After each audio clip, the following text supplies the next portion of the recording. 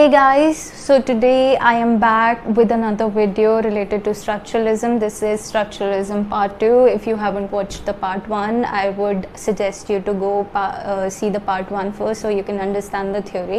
We have already talked about the theory of structuralism, also 5 different writers.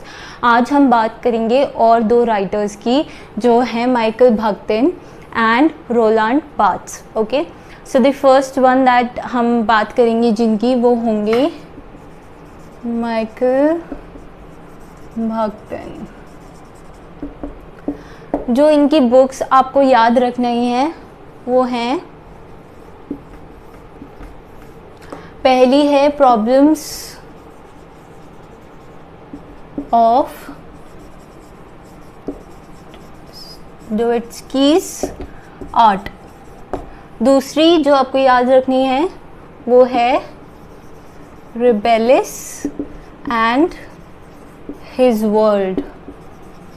जो तीसरी आपको याद रखनी है वो है डायलॉगिक इमेजिनेशन. और जो चौथी आपको याद रखनी है वो है डिस्कोर्स इन दी नॉवल. नाउ आपको ये भी याद रखना पड़ेगा कि कौन कौन से साल में पब्लिश हुई थी, कौन कौन से ईयर्स में आई थी. तो ये आई थी 1984 में. This came out in 1940, this came out in 1995 and this came out in 1941. You should note all this. Now we are going to talk about what were the concepts जो माइकल भक्तिन ने concepts दिए थे. अब हम उनकी बात कर लेते हैं. तो पहला कॉन्सेप्ट जो माइकल भक्तिन ने दिया था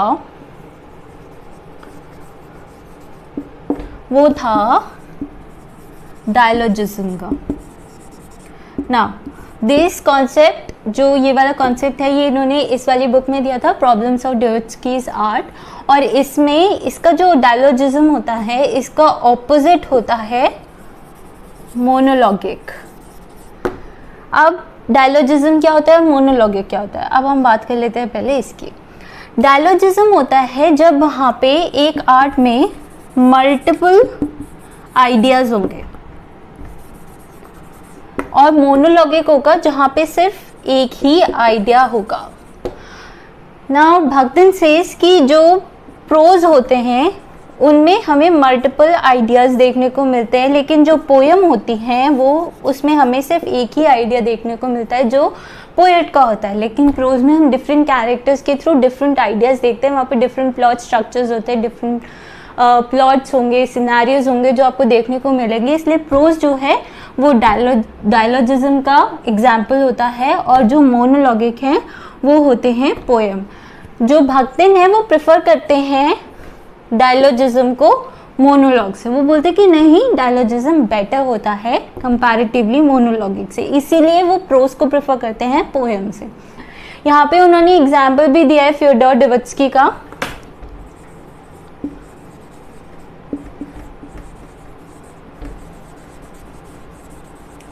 उन्होंने बोला जो इनकी राइटिंग्स हैं, जो ये खुद अपने आप में एक ऑथर है, जो इनकी राइटिंग्स हैं वो सब डायलॉजिज्म का पार्ट हैं. वो सब उसमें आपको मल्टीप्लिसिटी ऑफ आइडियाज़ देखने को मिलते हैं.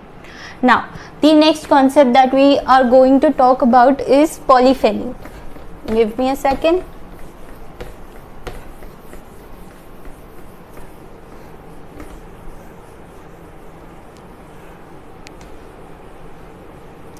So, polyphony.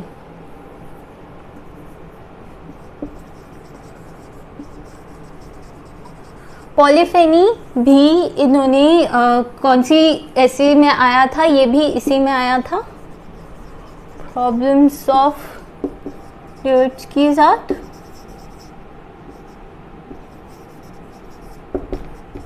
अब पॉलीफेनी होता क्या है, तो पहले आपको याद रखना पड़ेगा कि जो पॉलीफेनी वर्ड है वो भक्तिन ने म्यूजिक से लिया था, म्यूजिक इंडस्ट्री से.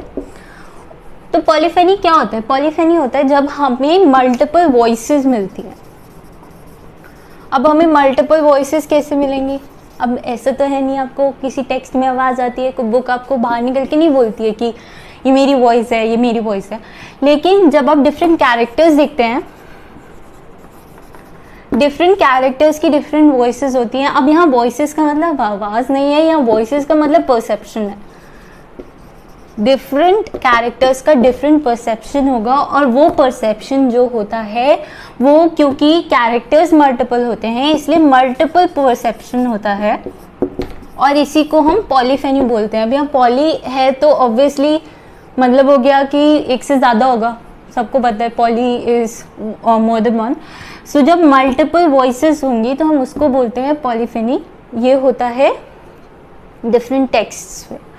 Now let's talk about the next concept, which is carnivalesque.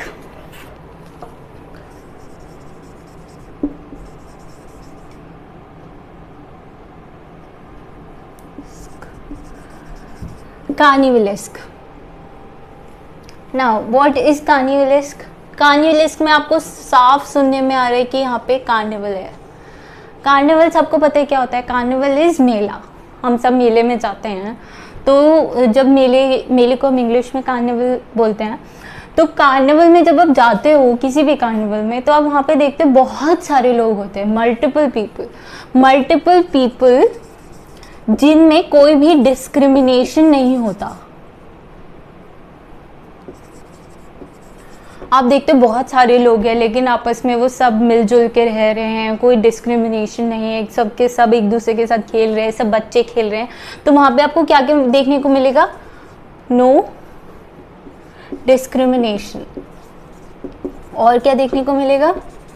वहाँ आपको देखने को मिलेगा ह्यूमर, कोई सीरियस नहीं होगा, सब मज़े कर रहे होंगे। तो इसको हम बोलते हैं, ये वाला जो कॉन्सेप्ट है वो उन्होंने उठाया और उन्होंने बोला भक्तन ने कि हम टेक्स्ट में कार्निवलेस्क क्यों नहीं ला सकते। उन्होंने बोला वो टेक्स्ट कार्निवलेस्क होते हैं जिनमें एक प्रोमिनेंट वॉइस ना हो, जो ऑथर है उसकी वॉइस प्रोमिनेंट ना हो, कैरेक्टर्स की वॉइस प्रोमिनेंट हो, जिससे मल्टीपल वॉइसेस प्रोमिनेंट हो। प्रोमिनेंट वॉइस नहीं होनी चाहिए, कोई एक राइटिंग स्टाइल नहीं होनी चाहिए, राइटिंग स्टाइल मल्टीपल होनी चाहिए। ठीक है, उन्होंने बोला कोई डिस्क्रिमिनेशन नहीं होना चाहिए किसी भी टेक्स्ट में। तो कोई ऐसा जो टेक्स्ट होगा जहाँ कैरेक्टर्स में डिस्क्रिमिनेशन नहीं होगा, एक प्रोमिनेंट वॉइस बाहर नहीं आ रही होगी और राइटिंग स्टाइल मल्टीपल होंगी, तो उसको हम बोलते हैं कार्निवलेस्क। उन्होंने एग्जाम्पल भी दिया, भक्तन ने एग्जाम्पल दिया इस चीज़ का। उन्होंने बोला एंजेला कार्टर की बुक है जिसको बोलते हैं वाइज चिल्ड्रन।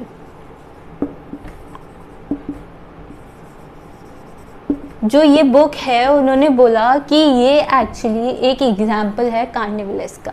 तो आपको ये याद रखना बहुत ज़रूरी है कि जब भक्तन ने एग्जाम्पल दिया था कार्निवलेस्क का तो उन्होंने कौन से वर्क की बात की थी ना। The last concept that we are going to talk about is heteroglossia.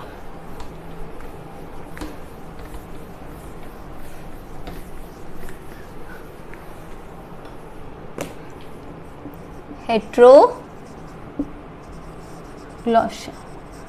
ना, अब ये तो वर्ड से ही समझ में आ रहा है कि इसका क्या मतलब होगा। बहुत सिंपल चीज़ है। हेट्रो हो गया जो चीज़ें सिमिलर नहीं होंगी, डिफरेंट होंगी, डिफरेंट वर्ड्स का कॉम्बिनेशन। ग्लोसिया होता है किसी भी वर्ड का कॉम्बिनेशन, जैसे डिक्शनरीज होती है वो सब ग्लोसिया होते हैं। तो हेट्रोग्लोसिया मल्टीपल वर्ड्स। यहाँ पे जो भक्तन का मतलब था वो था कि जो हेट्रोग्लोसिया होता है वो किसी ऐसे टेक्स्ट में होगा जहाँ पे आपको या तो मल्टीपल लैंग्वेजेस देखने को मिलेंगी या आपको मल्टीपल डायलेक्ट्स देखने को मिलेंगे एक ही लैंग्वेज के। डायलेक्ट्स क्या होते हैं? जैसे कोई भी लैंग्वेज हो गई, हम राजस्थानी ले लेते, तो जब हम राजस्थानी लैंग्वेज को लेते हैं तो आप देखते होंगे कि हर 30 किलोमीटर या 50 किलोमीटर जब आप क्रॉस करते हैं तो वहाँ का जो लैंग्वेज का एक लहजा होता है वो बदल जाता है, तो हम उसको डायलेक्ट बोलते हैं। तो बोलते हैं या तो मल्टीपल लैंग्वेजेस यूज होनी चाहिए, मल्टीपल डायलेक्ट्स यूज होने चाहिए। वो बोलते हैं वर्ड्स जो हों वो डिफरेंट लैंग्वेजेस से लिए गए हों, डिफरेंट लैंग्वेजेस के वर्ड्स हो। फॉर एग्जाम्पल अभी वो आई है लेटेस्ट ओपेनहाइमर बहुत लोगों ने देखी होगी, बहुत लोगों ने नहीं देखी होगी। एक मूवी आई है ओपनहाइमर। ओपनहाइमर में आप देखेंगे तो वहाँ पे गीता का श्लोक बोला गया है एक सीन में। तो गीता का जब श्लोक बोला जा रहा है तो वो हिंदी में बोला जा रहा है, ये हिंदी हो गया या संस्कृत हो गया। तो एक इंग्लिश मूवी में जब दूसरी लैंग्वेज का यूज हो रहा है तो हम उसको हेट्रोग्लोसिया बोलते हैं, किसी भी ऐसे टेक्स्ट को। Okay, that was all about Michael Bakhtin. Now we are going to talk about Roland बार्थ्स।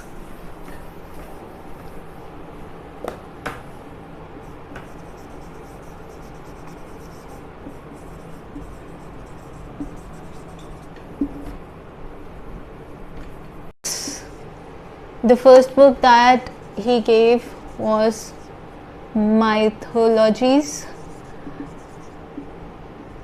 Now, मैं आपसे एक बहुत छोटी सी बात कहना चाहती हूँ। ऐसा नहीं है कि मैं आपको सारी बुक्स बता रही हूँ रोलैंड बार्थ्स की, जस्ट बुक्स जिन पे क्वेश्चंस पूछे गए हैं या फिर जो इम्पोर्टेंट हैं, सिर्फ मैं उन्हीं बुक्स का जिक्र करती हूँ, किसी भी राइटर के उसमें कॉन्टेक्स्ट में। आप सारी बुक्स आपको पढ़नी भी नहीं होती किसी भी राइटर की। ओके, माइथोलॉजीज दूसरी बुक है,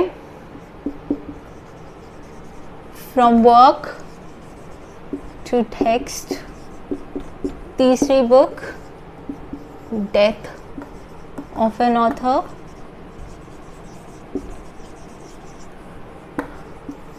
structural analysis of narratives,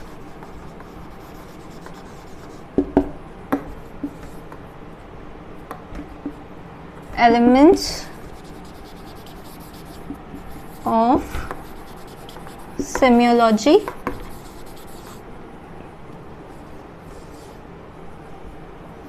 SZ. This was the name of an entire book. So these are the books that you need to remember of Roland Barthes.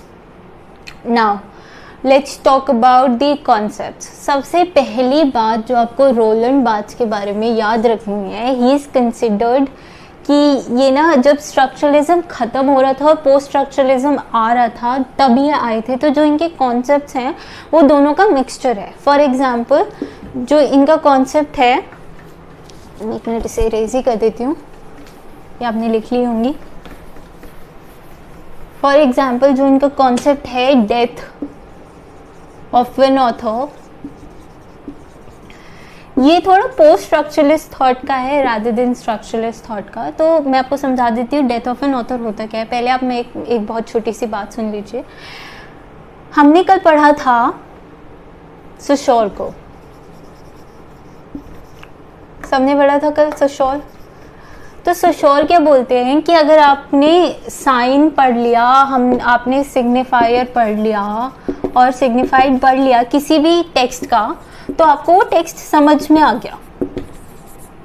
आप उसको रीड किया, आपने text पढ़ा, उसका sign समझ में आ गया, आपको सिग्निफायर आ गया, सिग्निफाइड आ गया, तो मतलब आपको उसका मीनिंग समझ में आ गया टेक्स्ट का।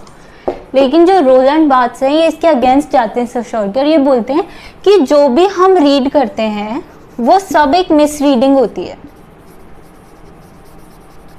कुछ एक्चुअली आपको समझ में नहीं आता है, कुछ रियलिटी नहीं होती है, वो जब जस्ट आपके परसेप्शन पे डिपेंड करता है कि आपने उसको क्या परसीव किया है। अब आपने एक सेंटेंस पढ़ा, आप उसको कैसे परसीव कर रहे हो, मैं उसे कैसे परसीव कर रही हूँ, ये बहुत डिफरेंस होगा दोनों चीज़ों में। तो वो ये नहीं कह रहे कि आपको कुछ समझ में नहीं आया, आपको कोई मीनिंग नहीं निकला, वो ये बोल रहे हैं कि आपने जो पढ़ा है, आपने जो समझा, वो आपकी कंडीशंस पे भी डिपेंड करता है, आपके एनवायरनमेंट पे भी डिपेंड कर सकता है। ऐसा हो सकता है कि आप इसी टेक्स्ट को जब दोबारा पढ़ेंगे तो आपको कुछ और नया समझ में आएगा। इसके लिए उन्होंने बोला कि 5 एलिमेंट्स होते हैं सेमियोलॉजी में जो आपके परसेप्शन को कंप्लीटली चेंज कर देते हैं अगर आप बार बार किसी टेक्स्ट को पढ़ रहे हो। तो पहले इन एलिमेंट्स की बात कर लेते हैं, फिर हम बात करेंगे डेथ ऑफ एन ऑथर की। उन्होंने बोला पहला एलिमेंट जो होता है वो होता है हर्मियोटिक कोड। इसको आप कोड भी बोल सकते हैं, एलिमेंट्स भी बोल सकते हैं। हर्मियोटिक कोड क्या होता है? जब कुछ मिस्टीरियस होगा किसी स्टोरी में। मिस्टीरियस है तो आपको ये तो पता नहीं कि एक्चुअली वहाँ हो क्या रहा है, तो वहाँ पे एक मिस्ट्री होगी जो आपको खुद सॉल्व करनी होगी। अब वो सॉल्व करते करते आपको हो सकता है कुछ नया मिल जाए। आपको हो सकता है कि सबने शर्लॉक होम्स पढ़ा होगा, शर्लॉक होम्स के बारे में सबने सुना होगा। वो एक चीज से दूसरी चीज निकालते थे, वो ऐसी प्रॉब्लम सॉल्व करते थे। कोई भी डिटेक्टिव ऐसी प्रॉब्लम सॉल्व करता है, वो एक चीज से दूसरी चीज निकाल लेता है। लेकिन यहाँ पे एक एप्पल रखा है, एक एप्पल रखा है, इसमें से किसी ने एक बाइट लिया हुआ है। अब अगर मैं यहाँ खड़ी हूँ तो मुझे ये बाइट नहीं दिखेगा, लेकिन अगर मैं यहाँ खड़ी हूँ तो मुझे ये बाइट दिखेगा। तो वो बोलते हैं कि कुछ मिस्टीरियस जब होता है तो उसको हम किसी भी टेक्स्ट में कुछ भी मिस्ट्री होगी तो वो हर्मियोटिक होता है, जो चेंज हो सकता है, आपके अपने परसेप्शन से चेंज हो सकता है। अगर आप दोबारा उसे पढ़ रहे हो उसी टेक्स्ट को, तो अगर वो मिस्ट्री किसी और तरह से सॉल्व हो रही है तो वो आपका जो परसेप्शन है उस टेक्स्ट को पढ़ने का, उस टेक्स्ट को रीड करने का, वो चेंज कर सकती है। दूसरा होता है प्रोएरिएटिक। प्रोएरिएटिक होता है सीक्वेंशियल एलिमेंट्स। सीक्वेंशियल एलिमेंट्स मतलब सीक्वेंस में जो एलिमेंट्स होंगे कि मैं वहाँ गई, मैंने वहाँ का फिर दरवाज़ा खोला, फिर मुझे वहाँ पे बहुत अंधेरा दिखा, फिर मैंने लाइट जलाई, लाइट जलाने के बाद मुझे क्या दिखा। जो ऐसे जो सीक्वेंस होता है, अगर वो सीक्वेंस को चेंज कर दिया जाए, अगर बोला जाए कि मैं थी उस अंधेरे कमरे में और मैं बाहर जा रही थी, तो यहाँ पे जो सीक्वेंस है वो चेंज हो गया और उसकी वजह से पूरी स्टोरी जो है, पूरा प्लॉट है, वो ट्विस्ट हो जाता है, वो रिवर्स हो जाता है। ये वाला जो एलिमेंट होता है इसको हम प्रोएरिएटिक कोड बोलते हैं। तीसरा जो होता है वो होता है सिम्योटिक। सिम्योटिक कोड क्या करता है?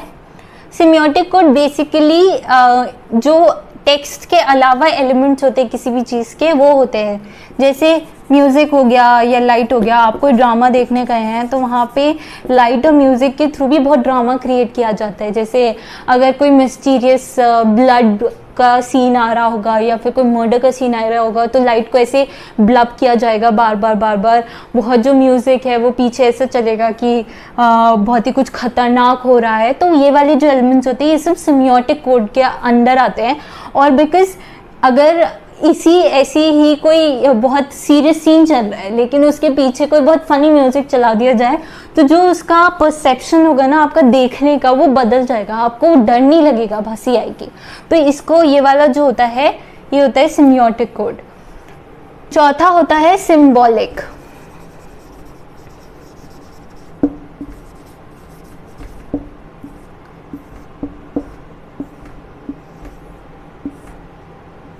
Symbolic code. सिंबॉलिक कोड क्या होता है? सिंबॉलिक कोड होता है जब हमको दो ऑपोजिट्स देखने को मिलते हैं। सबको पता होगा बाइनरी ऑपोजिशंस क्या होते हैं? नहीं पता तो मैं आपको एक बार समझा देती हूँ बाइनरी ऑपोजिशंस क्या होते हैं। ये बहुत बेसिक नॉलेज है जो आपको होनी चाहिए लिटरेचर के बारे में, क्योंकि ऐसी छोटी छोटी बातें हर वक्त नहीं समझाई जाती हैं, पर मैं आपको चलो समझा देती हूँ। बाइनरी ऑपोजिशंस क्या होते हैं?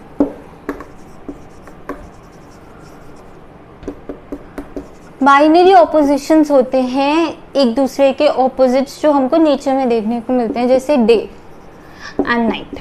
ये बाइनरी ऑपोजिशन है एक दूसरे के। लेकिन हम कैसे एक्सप्लेन करेंगे कि डे क्या होता है? Day is what night is not. जो भी रात नहीं है वो सब दिन है, या जो भी आदमी नहीं है वो सब औरत है। जो भी ऐसे जो भी ऑपोजिट्स होंगे जहाँ पे आपको मिलेगा कि हाँ दो ही ऑपोजिट्स हो सकते हैं एक दूसरे की, तीसरा कुछ नहीं हो सकता, तो वो सब बाइनरी ऑपोजिशंस में आते हैं। अब हम बात कर रहे थे सिंबॉलिक कोड की। सिंबॉलिक कोड में बेसिकली दो ऑपोजिट्स होते हैं, जैसे हो गया हेट और लव। हेट लव भी एक दूसरे के ऑपोजिट्स बाइनरी ऑपोजिशंस होते हैं। तो जो भी बाइनरी ऑपोजिशंस आपको देखने को मिलेंगे वो सिंबॉलिक कोड में आते हैं, आपको किसी भी टेक्स्ट में जो देखने को मिलेंगे। नाउ लास्ट पांचवा जो होता है वो होता है कल्चरल कोड।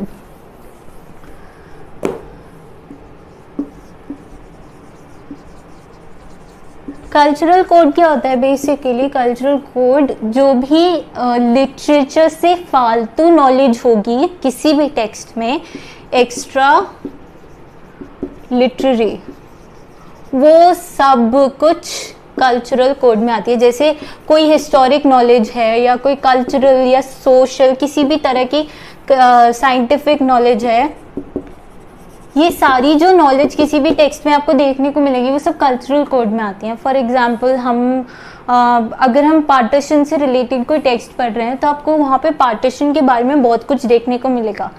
तो वहाँ पे आपको हिस्टोरिकल नॉलेज भी मिल रही है कॉम्बिनेशन में लिटरेचर के। तो इसको हम बेसिकली ये वाली जो नॉलेज होगी ऐसी, इसको हम सब कल्चरल कोड के अंडर रखते हैं। तो बेसिकली ये वाले जो कोड्स होते हैं सेमियोलॉजी के, इनके अकॉर्डिंग चीज़ें टेक्स्ट में बदल सकती हैं, आपका परसेप्शन बदल सकता है देखने का अगर ये वाली चीज़ें बदल दी जाएं। Now the next concept that we are going to talk about is death of an author। अब मैंने आपको पहले ही बता दिया है कि ये थोड़ा सा पोस्ट स्ट्रक्चरलिस्ट थॉट है। डेथ ऑफ एन ऑथर क्या होता है? बेसिकली आपको उसी से समझ में आ रहा होगा जो लिखा है कि हमें ऑथर को मारना है। अब हमें ऑथर को लिटरली नहीं मारना है, हमको ऑथर को क्या करना है? आपने एक टेक्स्ट पढ़ा, मैंने एक टेक्स्ट पढ़ा, मुझे उस टेक्स्ट में से ऑथर का हर परसेप्शन निकाल देना है। मुझे उस टेक्स्ट में ऑथर को रखना ही नहीं है, मुझे उस टेक्स्ट में से ऑथर को मार देना है। अब मैं कैसे मारूंगी?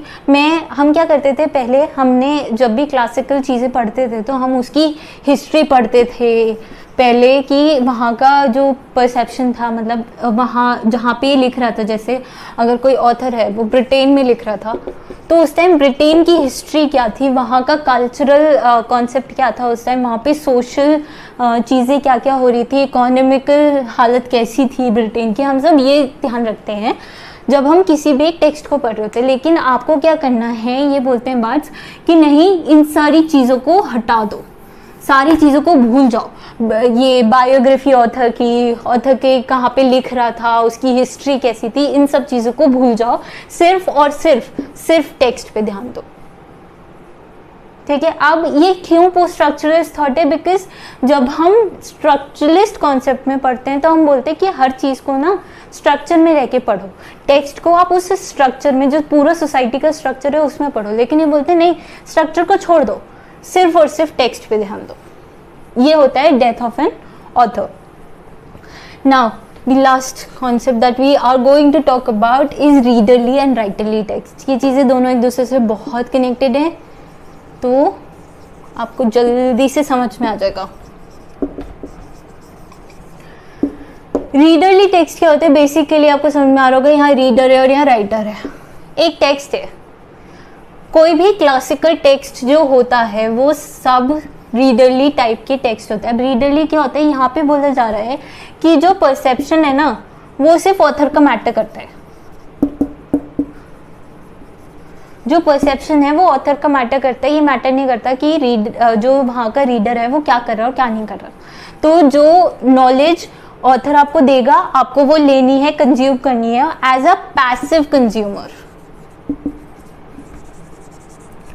आप अपना इंटरप्रेट नहीं कर सकते। जो पढ़ रहा है टेक्स्ट को वो कुछ भी इंटरप्रिटेशन नहीं देगा, वो उसको बस नॉलेज को कंज्यूम करेगा। लेकिन कंपैरेटिवली राइटरली टेक्स्ट होता है जब this is more of a modern thought, ये तो सबको पता होगा। ये बोलते हैं कि परसेप्शन जो है ना वो एक्चुअली रीडर का काउंट करता है, जो पढ़ रहा है उस टेक्स्ट को वो काउंट करेगा, ना कि जिसने लिखा है। ना ये बोलते हैं कि जो रीडर है ना वो एक्टिव इंटरप्रेटर होगा, वो क्रिएटर होगा। ठीक है। तो जो नॉलेज है वो ऑथर के थ्रू जब रीडर को मिल रही है तो वो रीडर उसको पैसिवली जस्ट कंज्यूम नहीं करेगा, मैं यहाँ बैठ के बस पढ़ूंगी नहीं, मैं उससे अपना परसेप्शन क्रिएट करूंगी, मैं उसको इंटरप्रेट करूंगी। इसको बोलते हैं राइटरली टेक्स्ट। अब राइटरली टेक्स्ट का एक बहुत अच्छा एग्जाम्पल है, मेरे ख्याल से सबने सुना होगा, ये बहुत फेमस बुक है, French lieutenant women। French lieutenant women, ये सबने सुना होगा।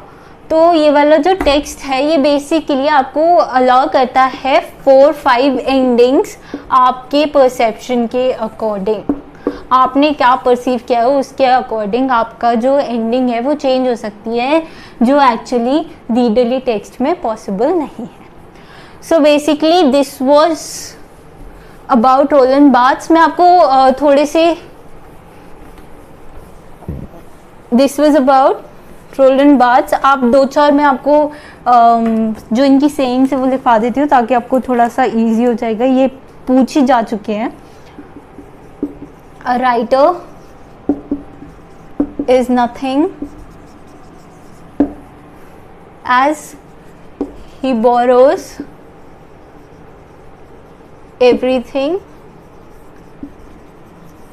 from cultural dictionary। क्या मतलब हुआ इसका? जो राइटर है वो बेसिकली अपने आप कुछ नहीं क्रिएट करता है, वो सब कुछ कल्चरल डिक्शनरी से ले रहा है। जो हमारी लैंग्वेज है, हमारी कल्चरल लैंग्वेज है, हम उससे चीज़ें लेके बोल रहे हैं। अब मैं आपको कुछ नया नहीं पढ़ा रही हूँ या मैं कुछ नया नहीं बोल रही हूँ, ये सब मैंने अपनी लैंग्वेज हिंदी इंग्लिश इनसे लिया है। वो बेसिकली ये बोलना चाह रहे हैं। दूसरा जो you have to remember is language is a collective contract which one most accepts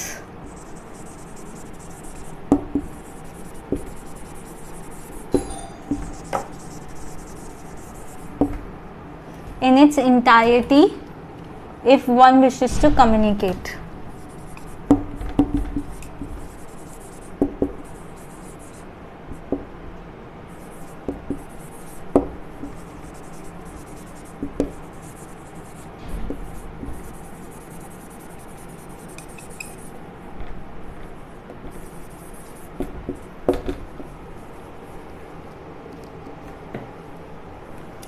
language जो है बेसिकली अगर आपको कम्युनिकेट करना है तो बेसिकली आपको उसका सारा इंटायरिटी का जो कॉन्ट्रैक्ट है वो एक्सेप्ट करना पड़ेगा। So basically these are the things that you need to remember. Also another text is held in language and there is no role of the author। You should remember these lines by Roland Barthes because these have been actually asked before। That was all about Roland Barthes। So that was all about structuralism that I have to tell you now। So thank you so much for watching, and we are going to be back here again with post-structuralism soon। Okay, my next video we are going to talk about post-structuralism, so study hard, be attentive and watch my videos, and it'll be really helpful for you।